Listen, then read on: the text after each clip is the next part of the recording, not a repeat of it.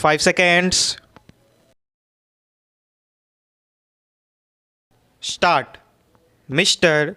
Deputy Speaker, Sir, I think the House will permit me to begin my speech with a certain personal note.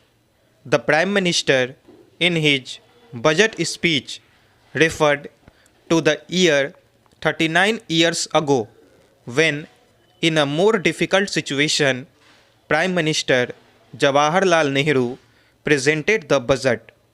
The House will remember that at that time it was an unprecedented shake up in the finance ministry, in which the finance minister, the principal finance secretary, the chairman of the LIC, and other senior ministers and secretaries had to leave just a few weeks before the budget.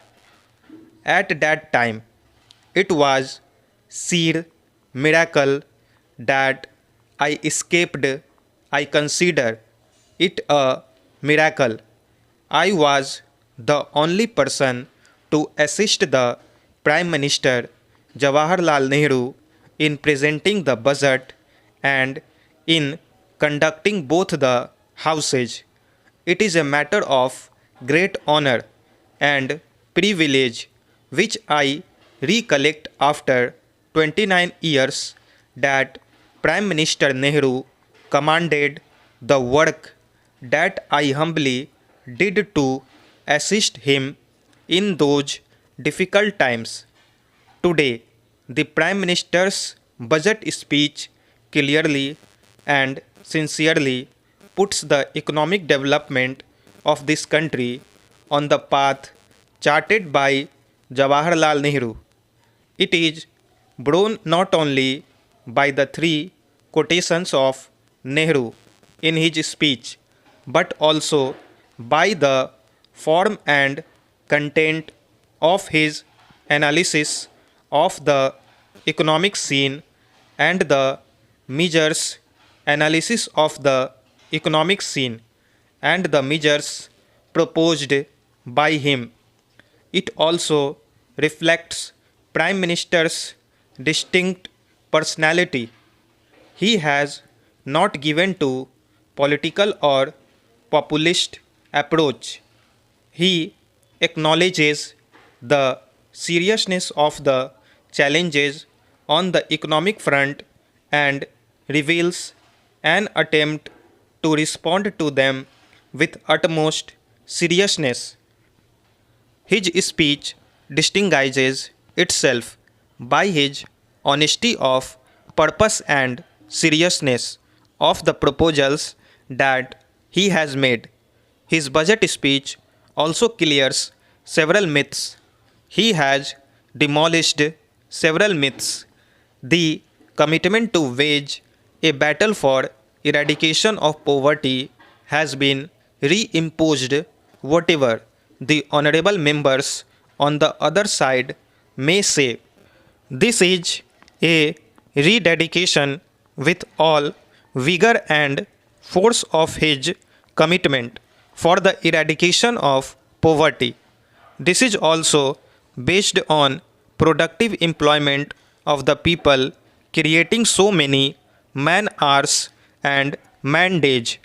It is on the basis of productive employment and not on the distribution of charity syndrome.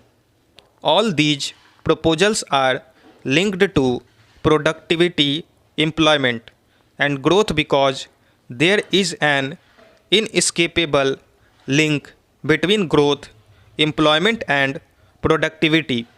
Therefore, the battle for eradication of poverty has been placed in the overall framework of accelerating growth. Because the basis of the Congress ethos and its economic and social policy has been independent national economy. A country like India, if it has to follow an independent policy of non alignment It cannot follow that policy unless it builds up a national economy. It should be an independent national economy based on social justice, commitment to socialism, democracy, and secularism, which Jawaharlal Nehru put forward and behind which in parliament and in the country there was a national consensus.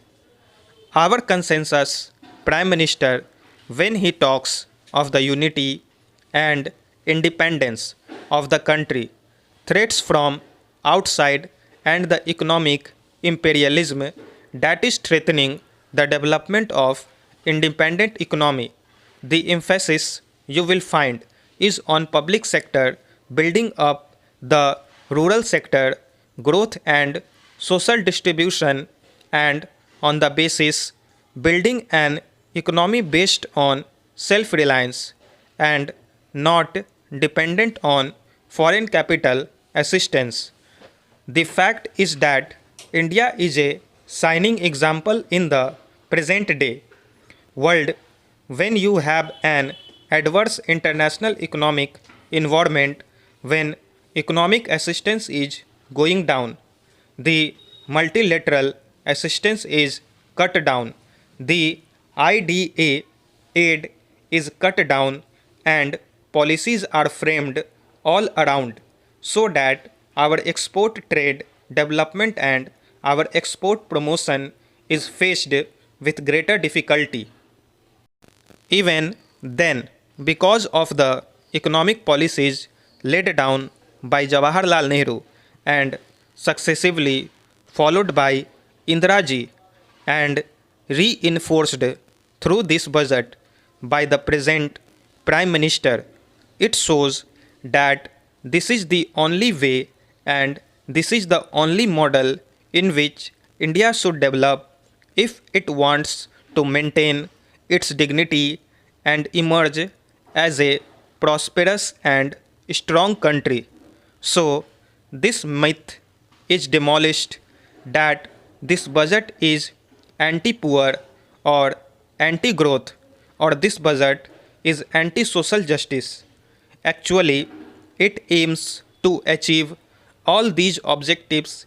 He has also demolished the myth that this government or the government's economic policy is not for the poor but is more concerned about the upper middle class.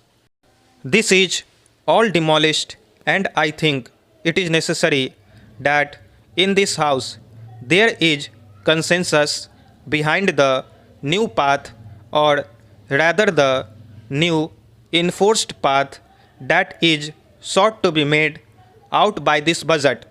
Similarly, the budget aims at promising growth, and if you see, you will find that a number of concessions have been given to industries engaged in mass consumption goods not catering to the needs of the affluent.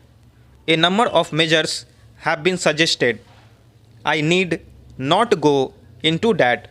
It particularly tries to promote indigenous capital goods industry, which is the basis of self reliance and which is the basis of promoting growth in the future development of the country.